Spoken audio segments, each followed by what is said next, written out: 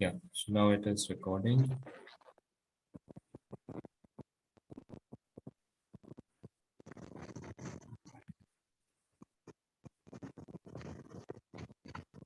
Yeah. Okay. So in this subject, we'll be discussing about business analytics. Although the name given to the subject is advanced business analytics, so some typical terminology is included in the syllabus. So basically, what we will study is the basic statistics part, the machine learning algorithm, at least 4 types of algorithm, and a little bit of Python programming. Python programming, in fact, you will be studying in detail in your 4th semester. Yeah, like the other batch is studying now in 4th semester, you will have basic Python programming. So a different faculty will be taking you through uh, through that subject, actual practical subject of programming. Yeah, so in that you will be focusing on uh, basically storing data, storing a huge amount of data and extracting part of it for further analysis. That further analysis part we are studying now. So storing and extracting part you will be studying in Python programming basics in the 4th semester. Okay, so now uh, why do we have this term business analytics? Is it a new term, or is it related to some other concept which was already there? What do you think? Is analytics something very new, or is it related to some other subject? Actually, Uh, analytics like is new. business analytics been a Yes. Yeah, yeah, no Bhaskar, issue. go ahead. No issue, Raj, go ahead, go ahead. Yeah. One by one. Okay, alphabetically. Yes, Bhaskar can yeah share his views. Okay, so business analysis, I think it is not new, but from last few years, due to this data modeling, or I can say the digitalization, then lot of analytics is required. Now it is in the highlight, I can say, business analytics. Yes. More Yes. focus, more focus, I can say, in the few last few years. Yeah. More for last 3 years or even last decade, you can say. Right, right. Yeah. So what about Bhaskar? Uh, Bhaskar had some. No, what about Vishwara? Vishwaraj. Yes. Yeah, uh, I would say like business analytics is this term is been reintroduced. Prior to earlier days, analysis was done by others methods, but due to digitalization, these terms and the terminal work culture for business analytics has been reintroduced and it's been reshaped. Yes, it is remodeled a little bit. Actually, business analytics, the core part is statistics. Yeah, good old-fashioned, uh, if you call it old-fashioned, but good statistics. Statistical methods is at the core of business analytics. So when so much of facilities, so much of capacity of computers and new programming languages like Python was not there, people were satisfied with roughly 300 data points.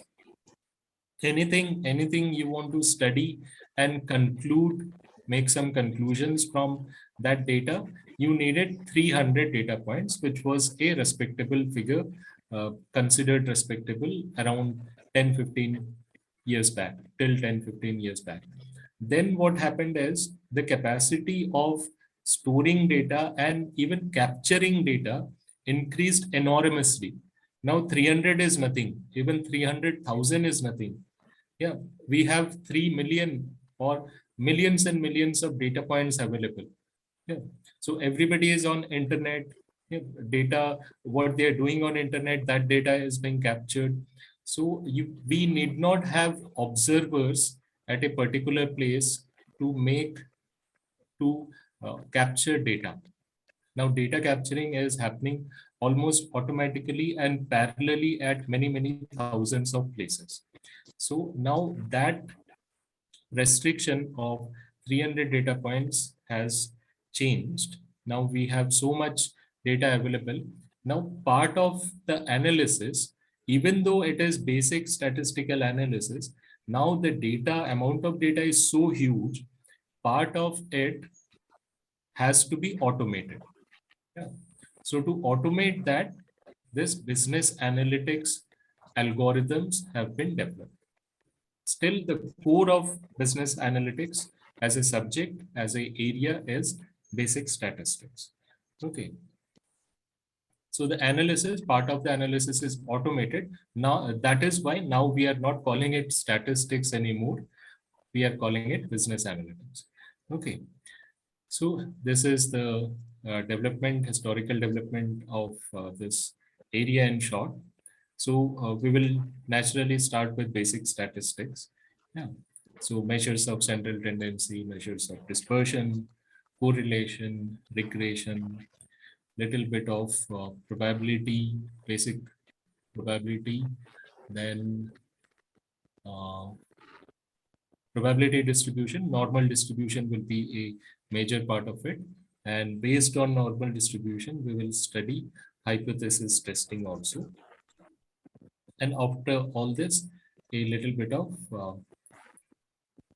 time series. I'll show you the syllabus. I'll share the syllabus. So this is the syllabus, sort of made in a hurry, it seems. So yeah, so these are all the details. Analytics foundation, that is statistics. It is written for 6 hours, but we will probably have to devote a little more than that. Then this is data warehousing. This is online analysis. Yeah, that is basically storing and extracting data. Once you know basics of Python, you will say that it's the same thing we are doing in Python as this concept, OLAP. Data visualization, basically types of graphs. There are around 14 to 15 types of graphs. We will try to cover as much as possible. Then market basket analysis and association rules. This association rules is basically the machine learning algorithm part. You can say in machine learning algorithm parts, association rules are the core of that. Then again, introduction to advanced analytics. This can be clubbed with the analytics foundation part. Yeah. Then social media analytics, little bit we will see. Customer analytics using artificial neural networks. This artificial neural networks is also a type of machine learning algorithm. Yeah. Then forecasting, which is a part of time series analysis. So basically the highlighted parts are the major headings you can see, you can say. One is analytics foundation, that is statistics, then machine learning algorithm. Yeah. In the foundation only, a little bit of time series we will study, which is forecasting basically. Yeah. So basic statistics and machine learning algorithm. Major two parts are there in this course, so to say. So we will start with basic statistics. In fact, very, very basic statistics we will start. So suppose we have some data. Okay, so number of students in the class, or say sale of ice cream, yeah, sale of ice cream. So now it's summer. So ice creams are available, different flavors. In local area here, where our campus is located in Luni, it's more of kulfis are available, but we can call them ice creams as well. Yeah. So let's say daily sales are like this: 1,200 rupees, 900 rupees, 1,100 rupees of a small cart of ice cream seller. Yeah. Okay. Now, this we will call a data set. There is only one variable, that is sale of ice cream, and this entire group will be called as data set. So in this data set, we have 1, 2, 3, 4, and 5. 5 data points. Okay.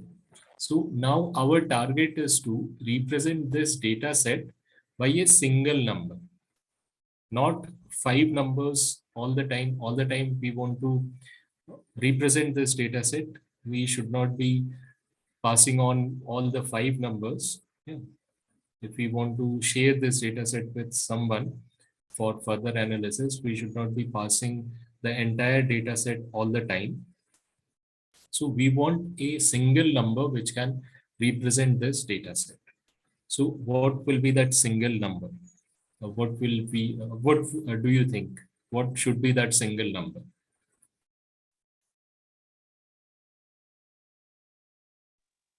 Maybe mean of the data. Yes, mean of the data can be a representation, a good representation. Yeah. So in this case, you can see the mean of the data can represent this data set. So how do we calculate mean? Summation of the numbers and then divided by Summation of the total n. number Divided Yes. by n. divided by number of observations. Okay. So summation is 5650 and divided by number of observation. Number of observations here is 5. 1, 2, 5. Okay. So this is the average. We can say we can represent this data set with this 1130. Okay. Now the question comes: what if there is a outlier? Yeah.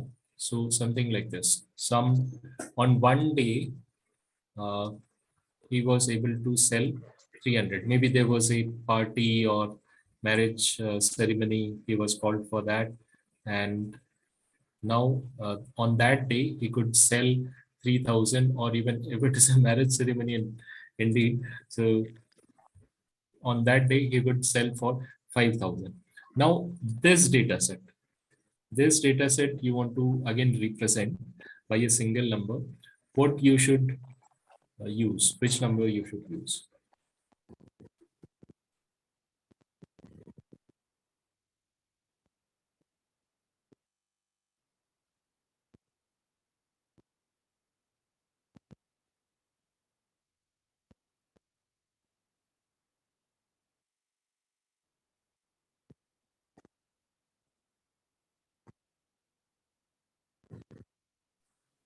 You can see the total and the average has changed. Okay, fortunately, Excel is very intelligent.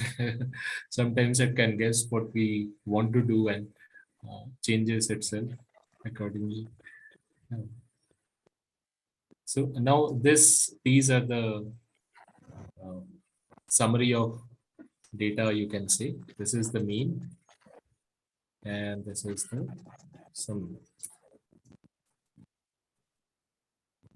Now, would you say mean still represents the data set? Why or why not?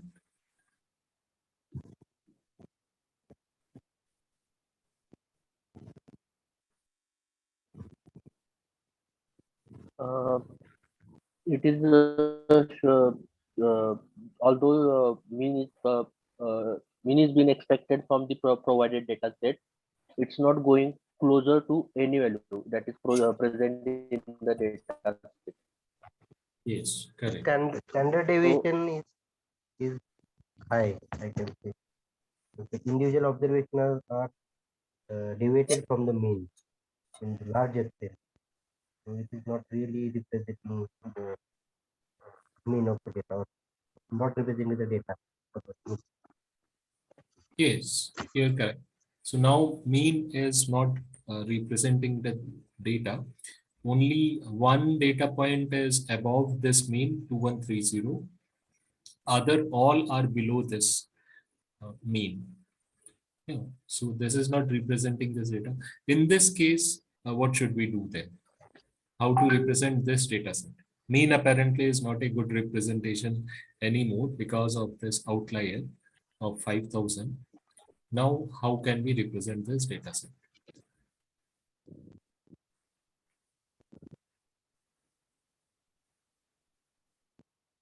I'm not sure, but median is something, but I'm not sure we can use it or not. Yes, you're correct. Very good. Yeah, Oscar. So yes, so median. Median means what? The middle value. Median value, The middle value. So what will be the middle value of this data set? yeah. 1, 2, 3, 4, 5, 6. Then next we have a even number. So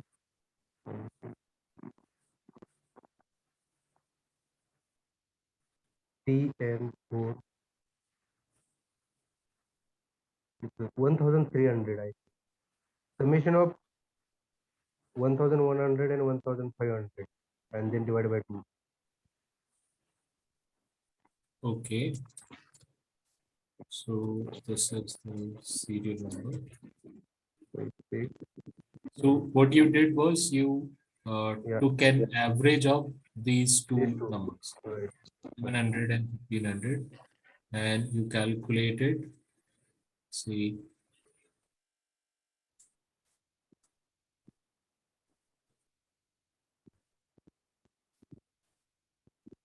2,600 and 2,600 divided by 2, that is 1,300. So now, is this the median, or are we forgetting something? Let me tell you, we are making a very common mistake, yeah, which recurs every time, almost every time we are discussing this concept. So here Hmm. 1,300 is actually not the middle value. We Yeah, have, maybe you have to arrange it from ascending or descending order. Something. yes, correct, very good. So first we have to arrange in ascending order.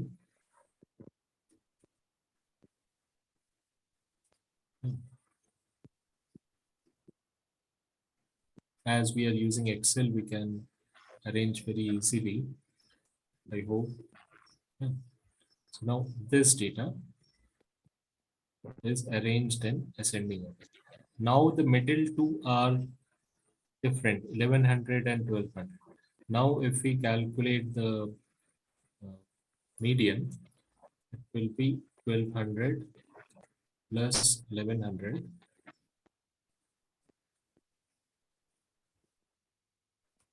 divided by 2. Okay, it is 1,150. Yeah, not 1,350 as we calculated earlier, but it is 1,150. Yes, so this is the median. Okay. So we now realize that if there are outliers in the data set, one or two outliers, then it is better to go for median and not the mean. Okay.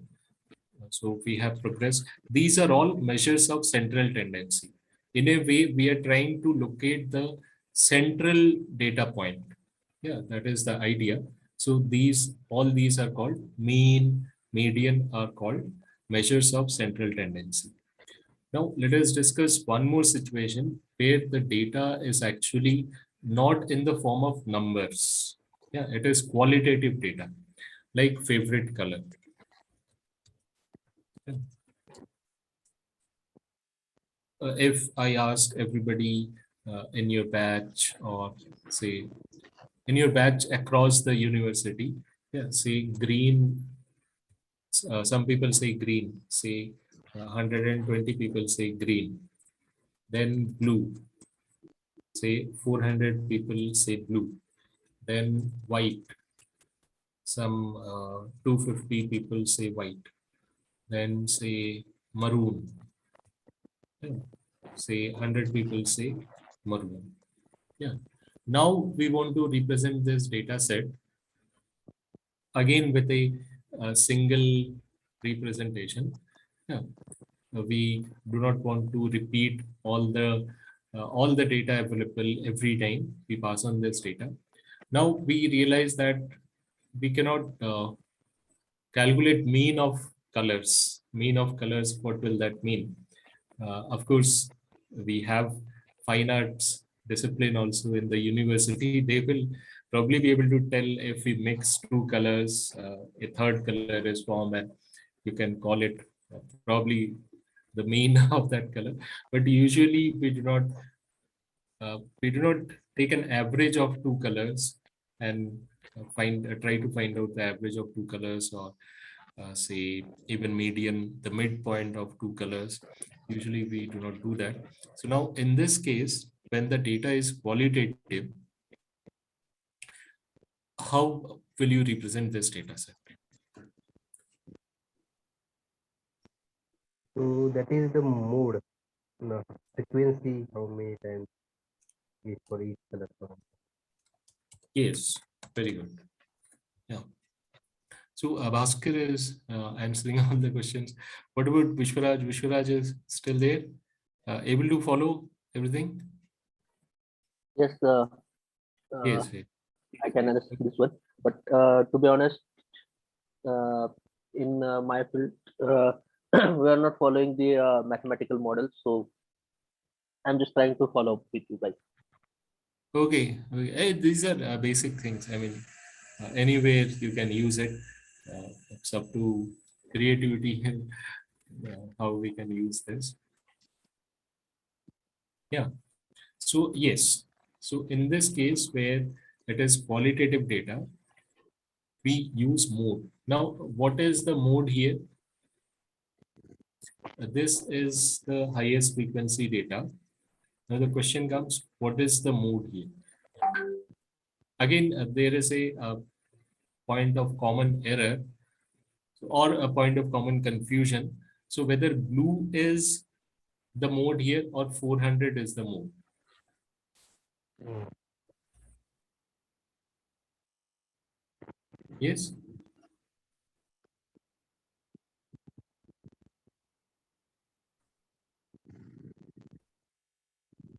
400 will be the mode, but I'm not sure. Okay. Any other guesses?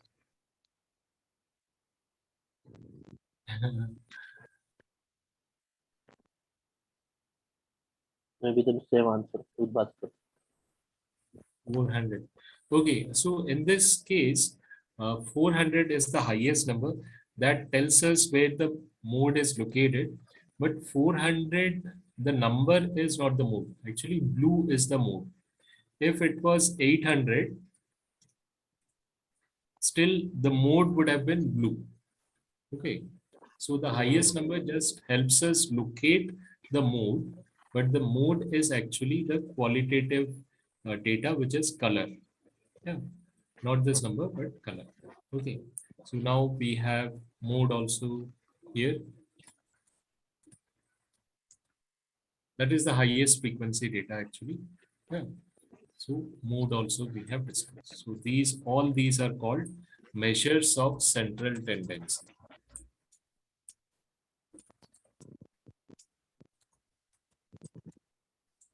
Okay.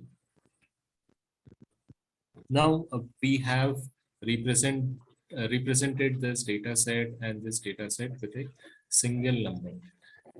Now the question arises, how confident are we of this representation? Yeah.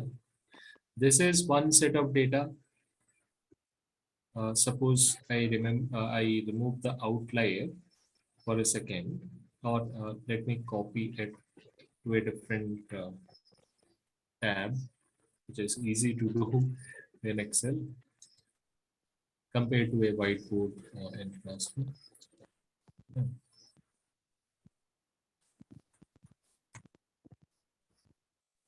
Okay.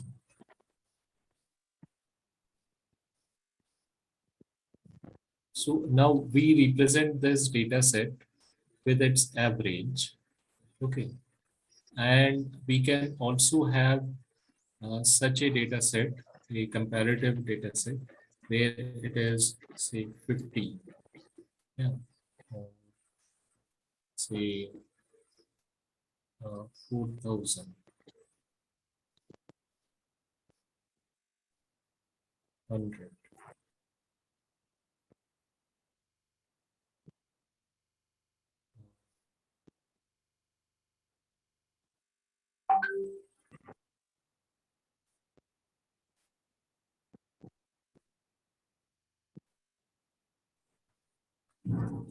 Let me calculate the sum here.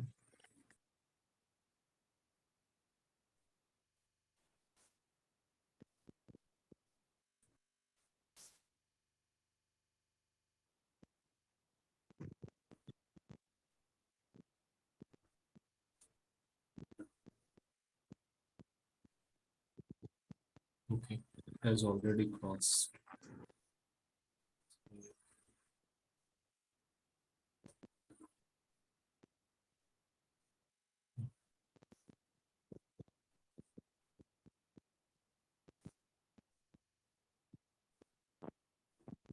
Yeah.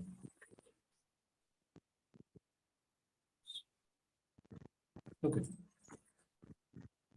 so now we have these two data sets, sale of ice cream and say sale of something else, sale of pani puris.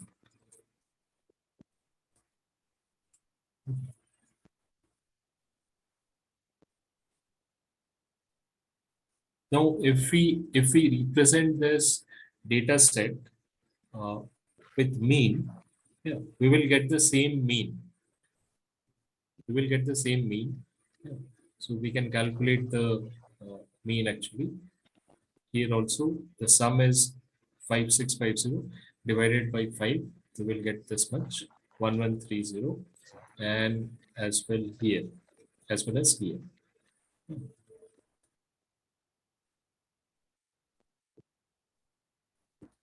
Okay. Now, how confident are we in this case, sale of ice cream, and how confident are we in this case, sale of pani puri, that this 1130 actually represents our data set? You can take a minute and think, yeah, what is going on, how is the data here towards the right, and how is the uh, data towards the left.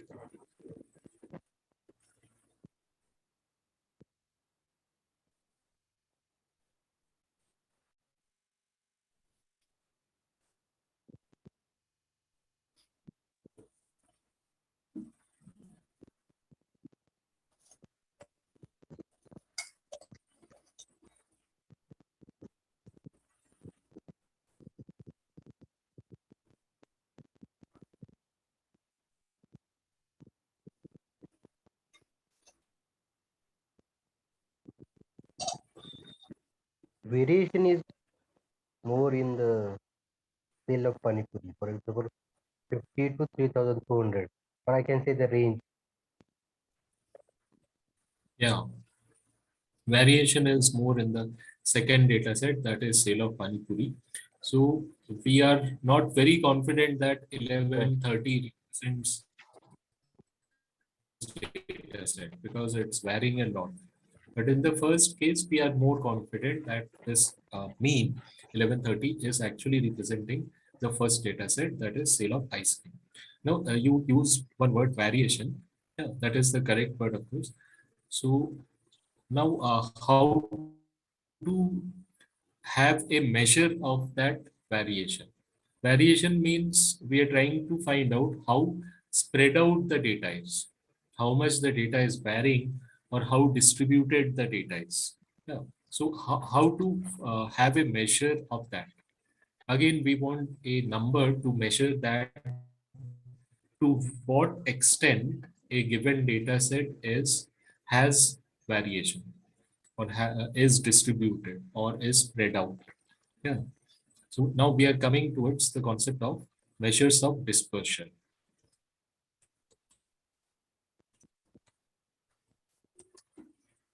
Dispersion. Yeah. We have intuitively said that the sale of pani puri has more dispersion than the sale of ice cream. Okay. Now, how to have a measure of that? Shall we compare one data point like this? Here it is 900, here it is 50, here it is 950, here it is 300. Or shall we arrange in ascending order both the series, both the data sets, then compare? Actually, that will not be a good idea, because suppose these are of a given date. Yeah, this is say 9th March. This is 10th March, like that.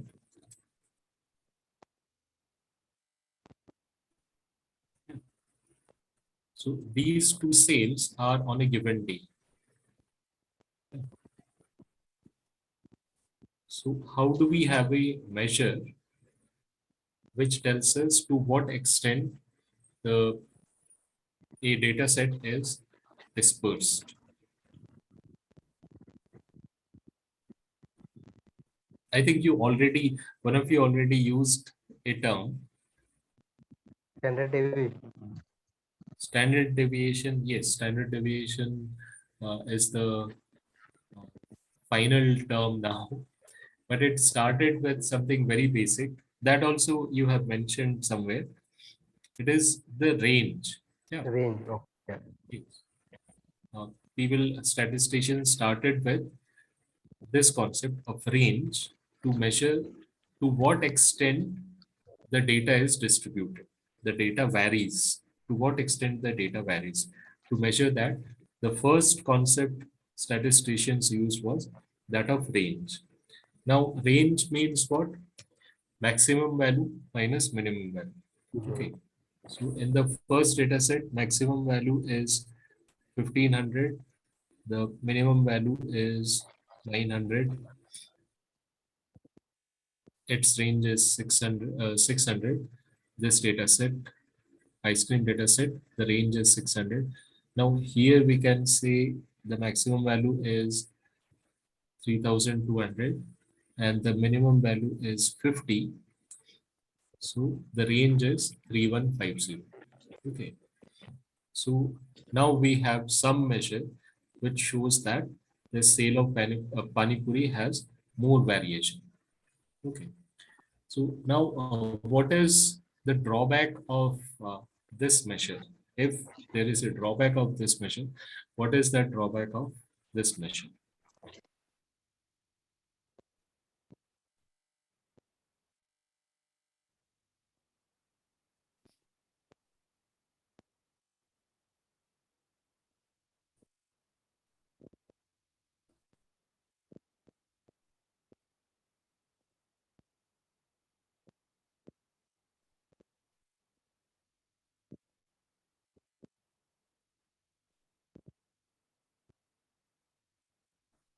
So in today's session, we will have till measures of dispersion, maybe not the complete uh, 2 hours for the first session.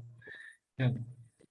Now the next topic, of course, we can start with the next topic. The next topic will be correlation.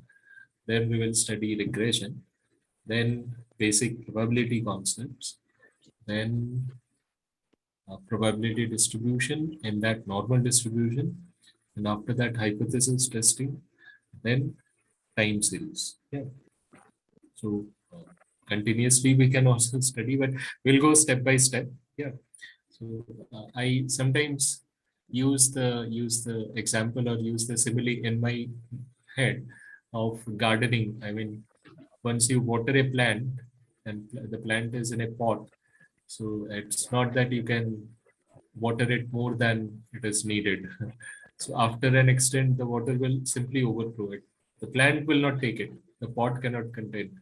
So sometimes we need some time to absorb things. So like that, till measures of dispersion we will study here. Next session, usually correlation is can be done in one day. Regression, yeah, it will be little difficult to do it in one day, but we can manage to do it in one day. Yeah. So like that. Yes. So what was the question? What is the drawback of this measure? That is range.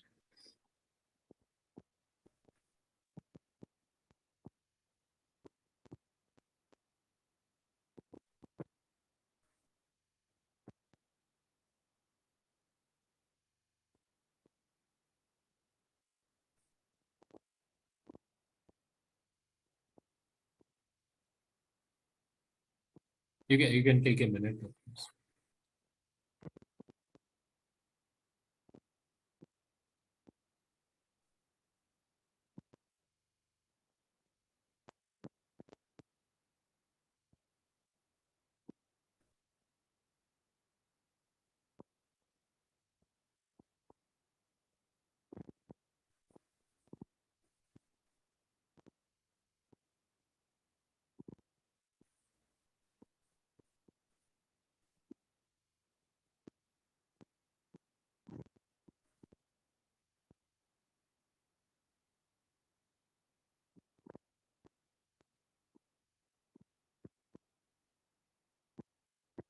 Yeah. Any guesses? It may be simply common sense. Once we discuss the reason, you will find that it's simply common sense. Because range is affected too much by the extreme values. Okay. By definition, it is taking the extreme values only, minimum and directly maximum. What is happening in between, it is not accounting for. Okay. In this case, uh, it was correct. Yes, it is more dispersed. This data is more dispersed. Now, in the same data, what is happening in between? Suppose 3,250 are uh, left as it is, and the rest of the data is all 500. This is also 500. This is also 500. This is also 500. This is 50 and 3200. In this case also, in the third case also, the range will be same as 3150. But we can see that here the data is not that dispersed. It is not that distributed. Yeah. The three values are so near to each other. They are same. Three values are same. Three out of five values are same. Still, the range is 3150. That is, the range is telling us both are equally distributed, equally spread out, which is obviously not correct. So statisticians kept on trying to find solutions. What can we do? Range is not working in many cases. So what should we do? So they tried to, the next concept they arrived at was deviation, simply deviation. How how much deviated each point in the value in the data set is. Yeah. How much is the deviation of each point of the data set. Now, the next question comes, deviation from what? From what value should we calculate deviation? Should it be zero always? Should it be 100? Should it be 1,000? Or yeah, what should it be? Should it be some magical number, 7129, or some such number? What should be the reference point when we are calculating deviation of each of the points of the data set? What will be your guess? What should be the reference number?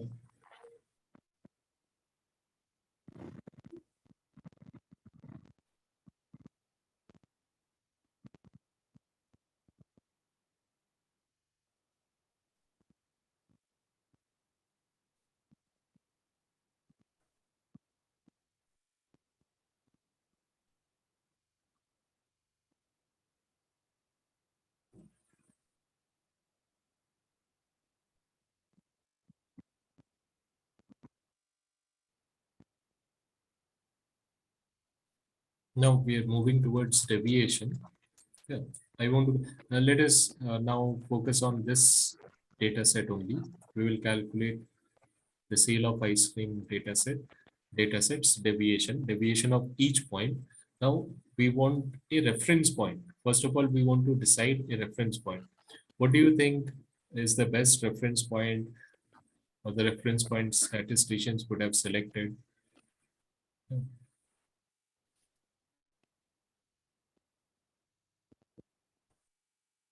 That reference point should work for all data set that is to be considered. For sale of ice cream, for sale of pani puri, for the third data set, or any of the millions of data sets we can have. So that reference point should work for all data sets. Now, this is the problem before statisticians. This was the problem before statisticians. So what should we do now? Suppose you are at that point, you are the first person uh, who is facing this problem. What you will do, what you will suggest?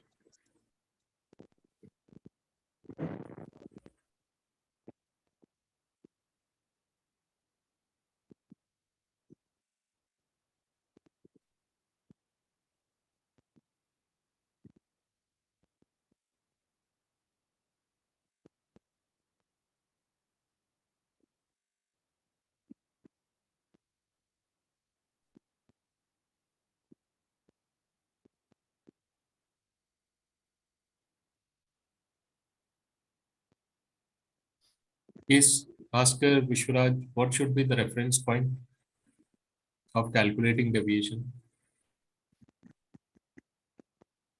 Deviated from mean integral Yes, number. How? yes. So, yeah. So why you were uh, not coming forward? Yes, yes, definitely. The mean seems to be the best reference point. Yeah. While calculating deviation of this data set, we will use the mean of that data set. And to calculate the deviation of the second data set, we will use the mean of second data set as reference point. So now let us do that. We have the mean, that is 1130. We have these data points. Considering the leftmost data set only, sale of ice cream data set, let us calculate the deviations. So this will be 900 minus 1130, or I can, okay, first one, let me write it like this. The other ones we can do referencing.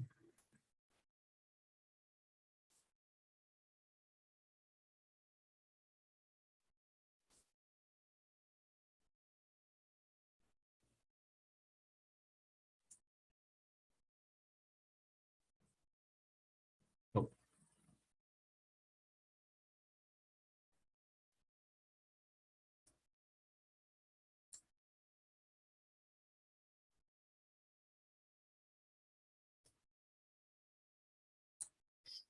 yes. Now the deviation of different data points in the data set are different. Now what should we do? Shall we tell in each situation, shall we tell the deviation of each point from the mean like this, or shall we represent this deviation by again a single number?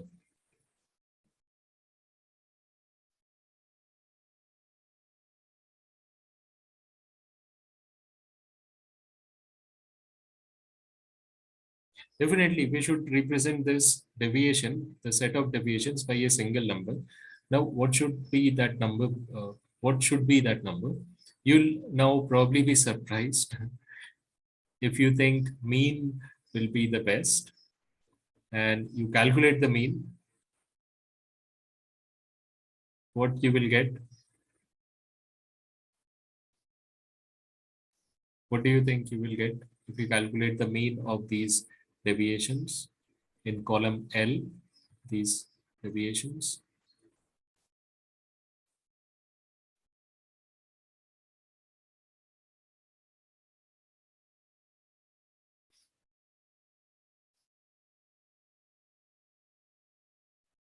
Yes. For deviation, it will be the total. The total will be Total of all deviation points that we have collected for each one. Okay, total of all deviation points, if we do, I think we will get something unexpected. That is zero. Not only in this case, if we calculate deviation from the mean in any data set and we do total, you will always get zero. So that will not tell us how dispersed the data is, how how much variation is there in the data. So now how to overcome this? That is the next problem which statisticians faced. So now, okay, we are moving towards something better than range. Let us take deviation. Now we calculated deviation, but if we take mean as the reference point, always the sum of deviation will be zero, and hence the average deviation will be also zero. So that is not helping us find out which data is more distributed, which data is less distributed. So now, what should be the solution? Uh, what can we do in this case? What is happening is the negative values are essentially cancelling out the positive values. Yeah. In deviation, the sum of deviation, the negative deviations are cancelling out the positive deviation. Now, how can this be overcome?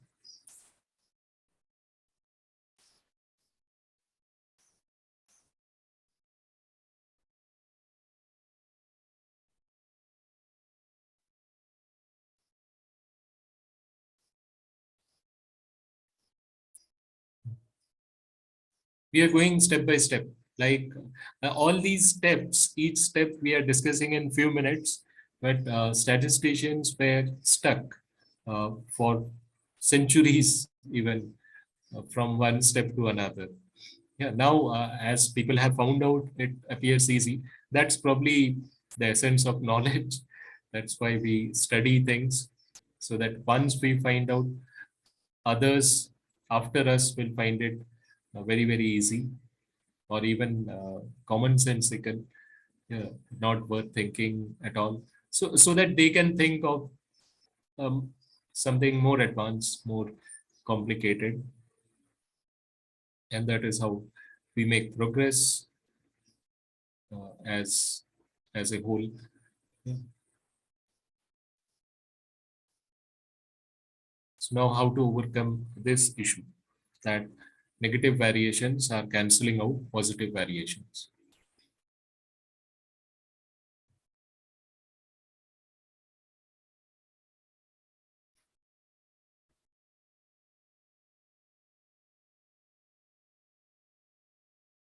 See, all questions I ask in any course I teach are not to test prior knowledge, but to enable everybody to think. Yeah. So I think that is what you are doing now. You are trying to think. So uh, you can take a couple of more minutes.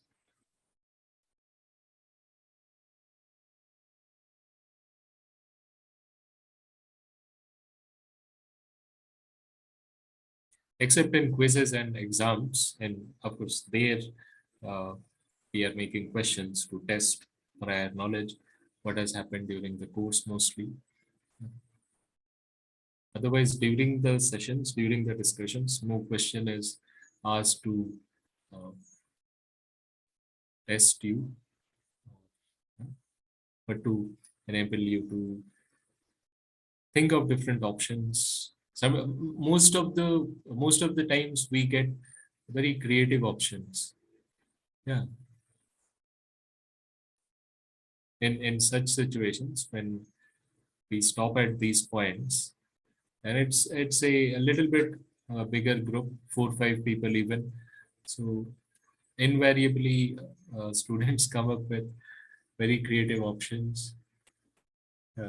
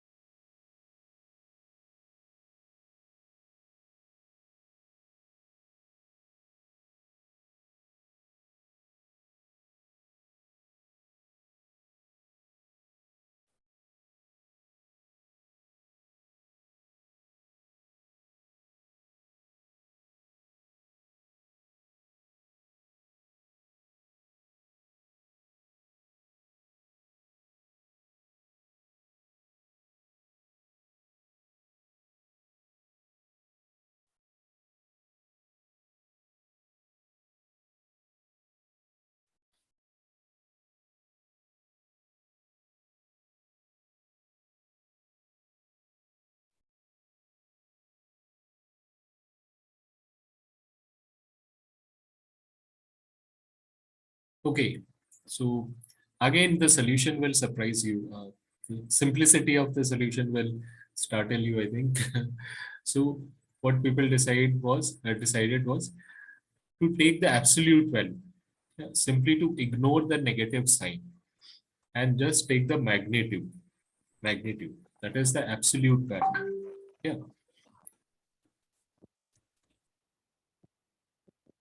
absolute value of deviation, or say absolute deviation. Yes,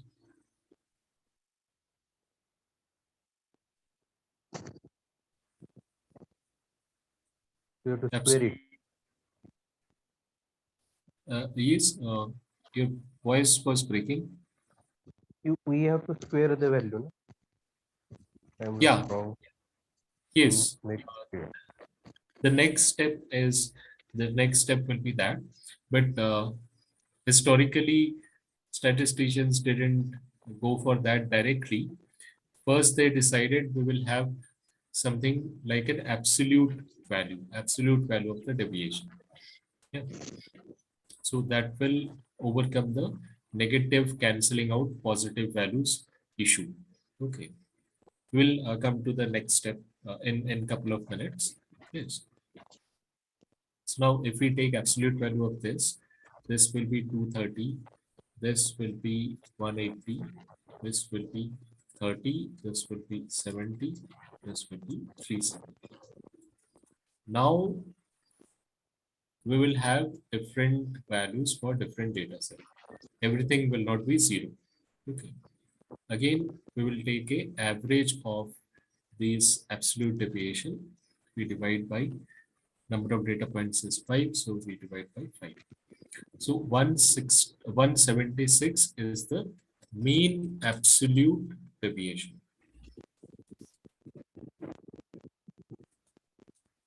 Yeah. Or in short, MAD, MAD. The acronym for mean absolute deviation becomes MAD. Okay. So now again, as you already pointed out, this also has some shortcomings. Yeah. What is that shortcoming? Mean absolute deviation. Why we should not stop at mean absolute deviation when we are trying to find out how dispersed the data is.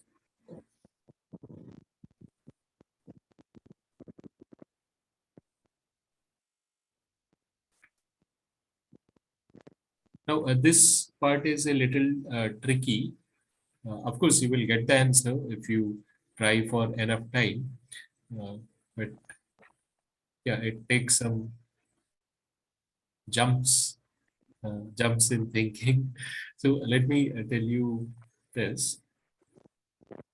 So here what we're doing is in absolute deviation, calculating mean absolute deviation after that, we are giving equal weightage to each deviation. If the deviation is small, we are giving equal weightage, the same weightage. If the deviation is large, like this 370 here, we are giving equal weightage to all the values, all the deviations. So statisticians now wanted a method where more deviation is penalized. If there are one or two values which are very far, we should have a measure which penalizes those large deviations. Yeah. So what can we do so that the small values get less weightage and the larger value larger values get more weightage? Yeah, of course there can be a lot complicated methods to do that, but simply what we can do, you have already answered that.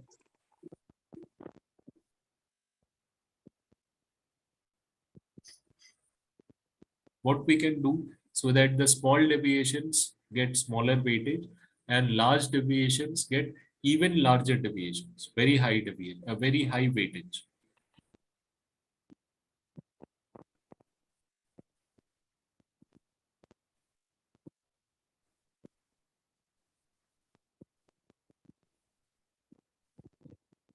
What we can do?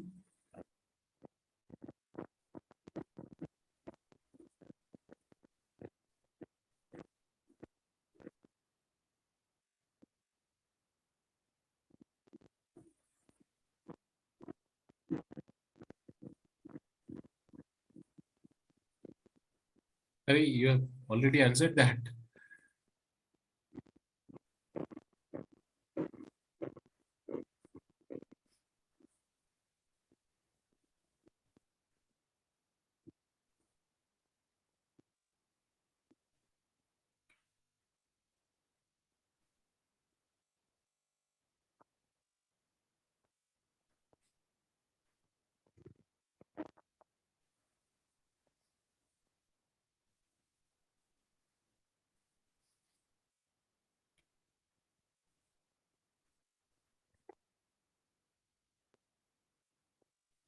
Is there any connection issues? No. Okay. Okay. Yes. So you have already answered that. We can square these deviations, right? So squaring that deviation, what happens in squaring is if you square a small number, say 2, you will get 4, only 4. Yeah, which is again a smaller number. But if you square a bigger number like 100, what you will get is 10,000. Yeah, 10,000. So if you square 2, you are getting 4, which is just twice the original value. But if you square 100, you are getting 10,000, which is 100 times the original value. So if the deviation is 2 and we square it, we are giving it a weightage of 4. And if the deviation is already high, we are making it even higher. So after doing that, when we calculate the mean of that measure, we will have a we will have a measure in our hand which has given more weightage to higher deviation and less weightage to lower deviation. Yeah, we can do that. We can actually do that. We can have square deviations or square of deviations. This I'll remove. This was just for example. Yeah, square of deviations. So we are using Excel. I'm using Excel, so I can either use the square function or just do like this, the same value multiplied by Excel. Yeah. So this is square deviation. Again, we will not stop at square deviation, that is uh, trying to replicate all these 5 numbers when we want to transfer this measure. So we will calculate the mean of this square deviation. Yeah. There is a direct function to calculate mean, which is average in Excel, but we are calculating the sum first and then dividing it by the number of values, just to be clear about the steps when we are doing it for the first uh, time, doing this process for the first time. So this you can call as mean square deviation, isn't it? This number, we can call it mean square deviation, isn't it? Square deviation, each one of these is square deviation, and we have calculated the mean of that. So mean square deviation itself is a good name, but still we have a still better name, one word name, which is variance. Yeah. So variance is actually mean square deviation. Yeah. Now, is this something we can work with? This is the mean square deviation, and this is the mean. Can we compare these two values? Why or why not? If we cannot compare, we cannot uh, have further process using these two values.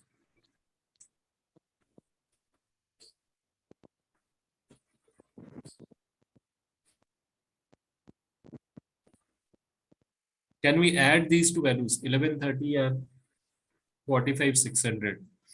Can we add these two values or subtract one value from the other? Can we do that?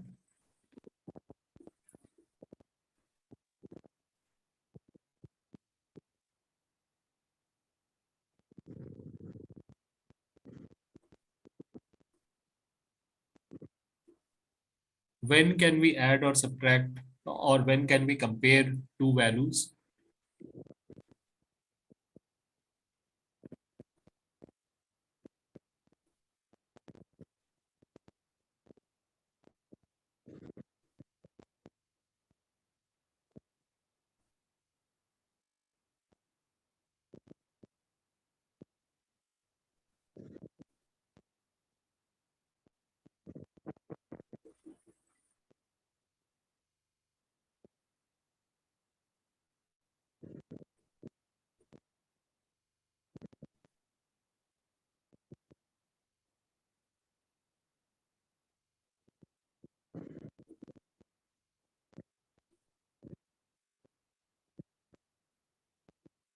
See, sale of ice cream is in rupees. Okay. So is in rupees 900, 950, 1100, 1200. Now, suppose we have the temperature, which will be, say, 30 degrees Celsius, 31 degrees Celsius, 25 degrees Celsius. Can we compare those two numbers as it is? Can we compare? Can we add, subtract those two numbers, rupees and temperature? Can we add or subtract or compare those two numbers?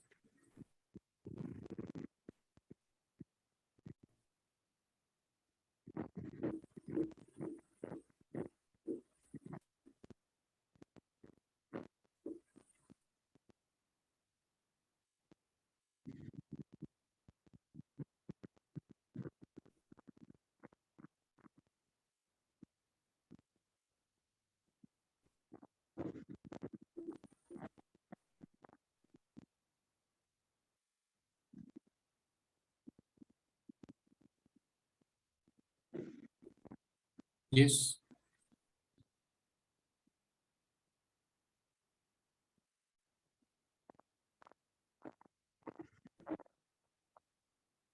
Yes, Vishwaraj, can we compare these two numbers, 1130 and 45600? Why or why not?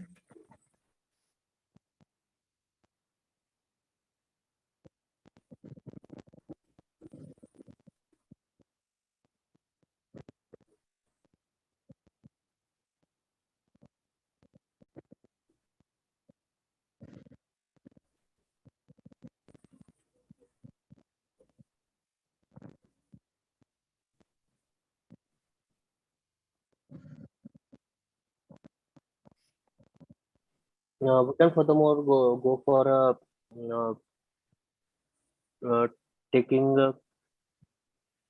dividing the total value by the number of means and taking square root of that one.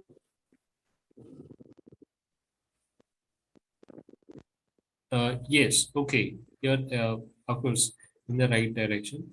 So these two numbers we are unable to compare because they have different units. What is the unit of this 1130? It is rupees.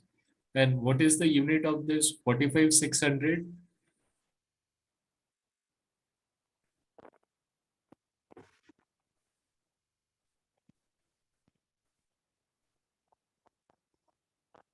It is rupees square. It is rupees square, which is sort of meaningless in this case. Sometimes the square of the unit will also mean something, like if the data is in centimeters. Yeah, if the variable is length and the data is measured in centimeter units, centimeter square still means something. Centimeter square is the unit of area. But in most cases, square of the unit will not mean anything. So if we stop here, yeah, mean square deviation, we are ending up with a number whose units do not mean anything, and that number itself cannot be hence compared with the mean. Yeah. So that is why, as you said, we take the square root of this number. So we take, as we are using Excel, so I'll use the function square root. Yeah. So square root of this number is 213.54. These many decimal places we need not require. So this is what is popularly known as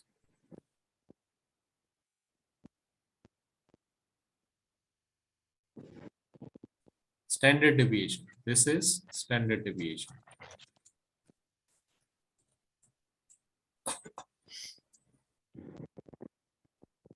Yeah, square root of variance is standard deviation, and this is why we need this.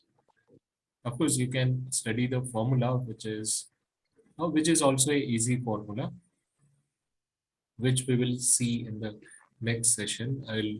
I'll keep the pen tab with me, so it is easy to draw, easy to write something.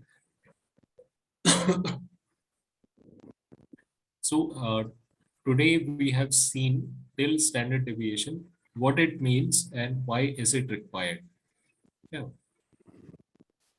So all these range, mean absolute deviation, this mean absolute deviation, and variance also, even variance and standard deviation, all these are measures of dispersion. Yeah.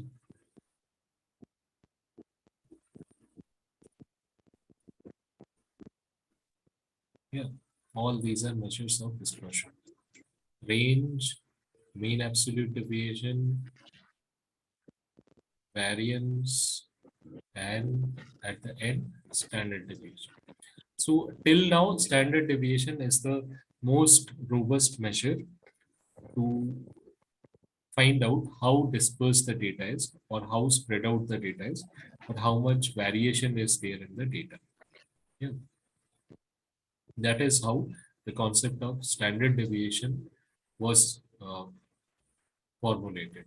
Yeah, that is how this uh, entire series of concepts historically came into existence to find out how distributed the data is.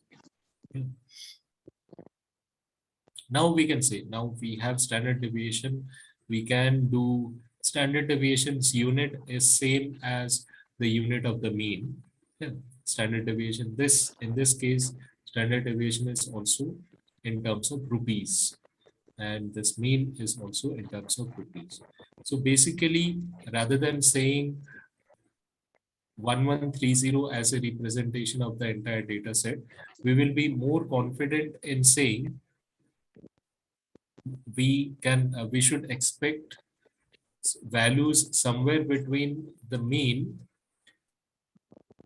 minus this standard deviation, minus this standard deviation of 213.54, and the mean, that is again 1130, plus this standard deviation of 213.54.